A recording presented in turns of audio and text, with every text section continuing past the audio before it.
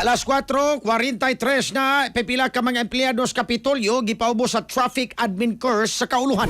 Reports Grigi Magdadaro. Live report.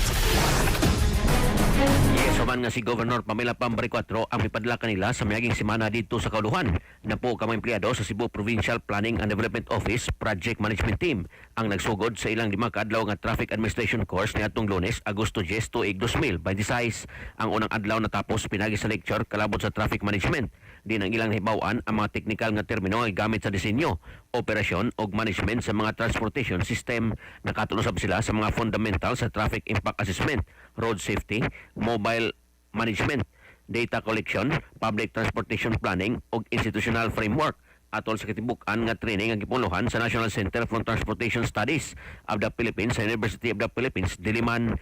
Ang maong training nagtumong sa pagpalig-on sa kapabilidad sa team. Not ni karong pagpreparar sa gamahanan sa probinsya Sugbo sa implementasyon sa tabang pangbiyahe program nga usa sa mga inisiatiba karon sa Department of Transportation kun DOTR nga ilang gipunduhan aron motabang sa mga bus operator nga magpadayon o mo-deploy og unit sa wa kayo'y mudagan nga mga ruta dire mismo sa Sugbo.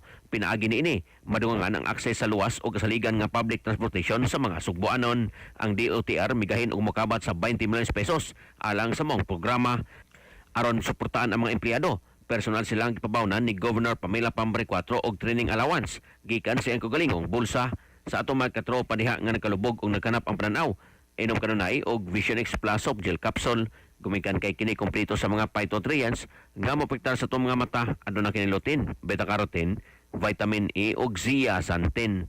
Alang sa usang Pilipino para sa Pilipinas, kini katropa Gregi Magdaro, XFM News. XFM report.